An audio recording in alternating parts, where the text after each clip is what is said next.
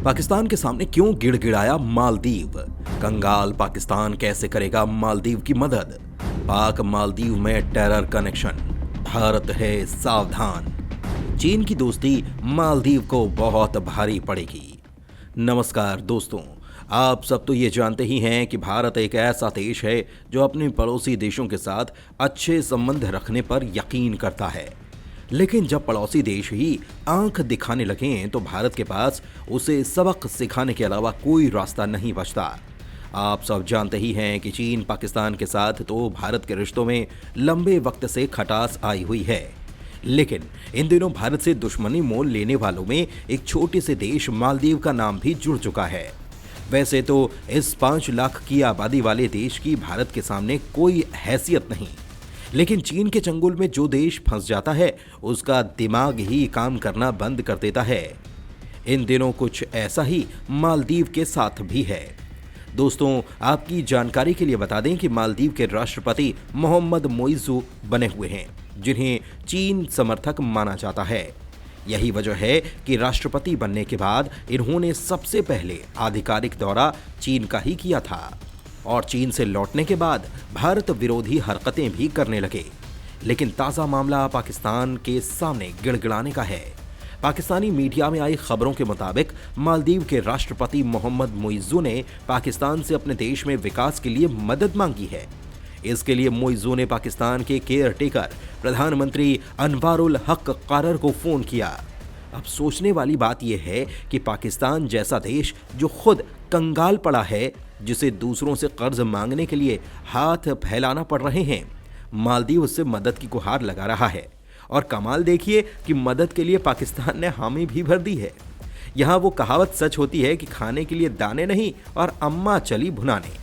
खैर दोस्तों, ये तो बात हुई मालदीव की मदद को तैयार हुए पाकिस्तान की, लेकिन सवाल यह है कि जिनके पास खुद 2 वक्त की रोटी का जुगाड़ नहीं, वो पाकिस्तान मदद को तैयार कैसे हो गया? इसे लेकर एक चौंकाने वाली जानकारी सामने आई है। द संडे गार्जियन नाम के अखबार ने प्रमुखता से प्रकाशित किया है।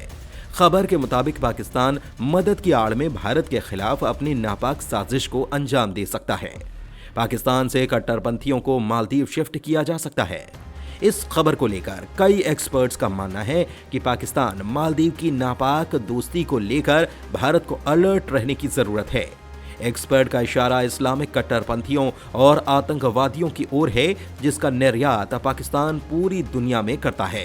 दोस्तों, मालदीव में पिछले कुछ सालों में इस्लामिक कट्टरपंथियों ने अपनी पकड़ को मजबूत किया है। भारत विरोधी के नाम पर मालदीव के कई नेताओं ने इसे बढ़ावा दिया है। अब पाकिस्तान के केयर टेकर प्रधानमंत्री अनवारुल हक क़ारर ने भी मालदीव को फिर से मदद देने का ऐलान कर दिया है। आपकी जानकारी के लिए बताएं कि पाकिस्तान पहले मालदीव के स्टूडेंट्स को स्कॉलरशिप दिया करता था ताकि वो उसके मदरसों में पढ़ाई कर पाएं। पाकिस्तान के मदरसे दुनिया भर में कुख्यात हैं। लश्कर सरगना, हाफिज सईद समेत कई कट्टरपंथी इस्लामिक और आतंकी संगठन मदरसों के जरिए ही लोगों को अपनी विचारधारा में जोड़ते हैं और फिर उन्हें आतंकवाद की तरफ मोड़ते हैं।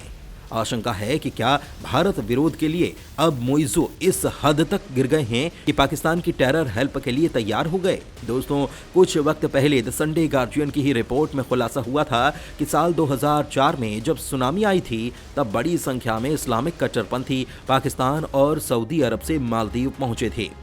मालदीव सैकड़ों साल तक बौद्ध धर्म को मानने वाला देश था, लेकिन 12वीं सदी में जब यहाँ इस्लाम पहुंचा तो यहाँ लोगों ने उसे स्वीकार कर लिया। साल 2004 में जब पाकिस्तान और सऊदी अरब से कट्टरपंथी पहुंचे तो उन्होंने खुद को सिविल सोसाइटी का सदस्य बताया और कहा कि वे मदद करने के लिए आए हैं। वहीं असलियत में वो सांप्रदायिक और हथियारबंद गुटों से जुड़े हुए थे। इनमें एक संस्था खिदमत खलाक भी शामिल थी, जो हाफिज सईद के आतंकी संगठन लश्कर तैयबा के चैरिटी ऑर्गेनाइजेशन का हिस्सा थी। इनके सदस्यों ने सुनामी को मौके के रूप में बुलाया और मालदीव के कई बेरोजगार लोगों को अपने साथ पाकिस्तान ले गए। लश्कर के इस गुट को साल 2006 में अमेरिका ने आतंकी संगठन घोषित कर दिया था। ऐसे में जाहिर है कि बिना फायदे के लिए कुछ नहीं करने वाला पाकिस्तान मालदीव की मदद करने के लिए यूं ही तैयार नहीं हुआ होगा। तो इसके पीछे पाकिस्तान और मालदीव दोनों के अपने अपने मकसद हैं। हालांकि पाकिस्तान के साथ भारत की दुश्मनी कोई नई नहीं और आप सब इसके बारे में जानते ही हैं। दोस्तों, यहाँ समझने वाली बात यह है कि मालदीव और भारत बरसों तक अच्छे रिश्ते भी रखते रहे हैं। हर संकट में भारत ने मालदीव की मदद की है।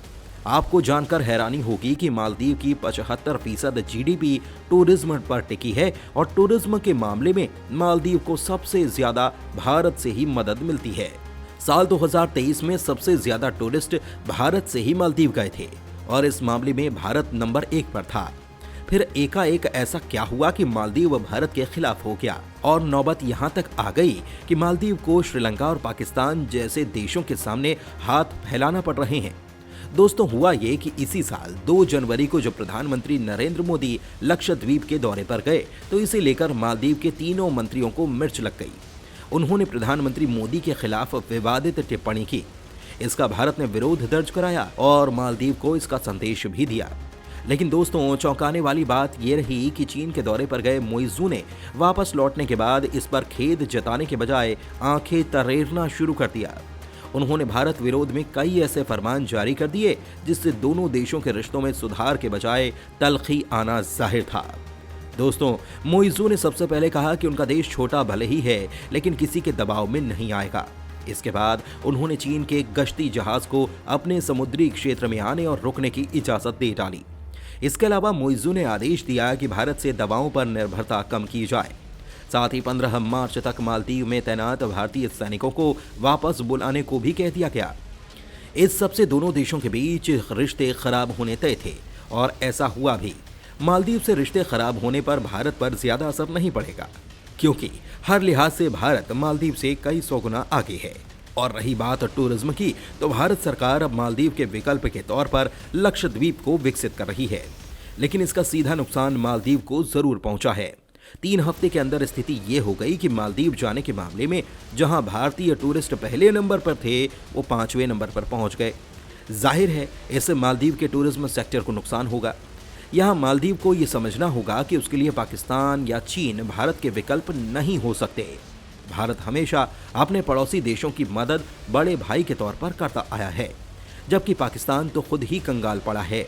जो खुद दूसरे देशों के सामने हाथ फैला रहा हो वो देश भला मालदीव की मदद क्या ही कर पाएगा। इसके अलावा रही बात चीन की, तो चीन के बारे में कहा जाता है कि वो कभी किसी का सगा नहीं रहा। श्रीलंका को कैसे चीन ने अपने कर्ज के जाल में फंसाकर बर्बाद किया, इसकी पूरी दुनिया गवाह है। ऐसे में वक्त रहते अगर मालदीव नहीं समझा तो इस छोटे से देश को बर्बाद होने से कोई नहीं बचा पाएगा।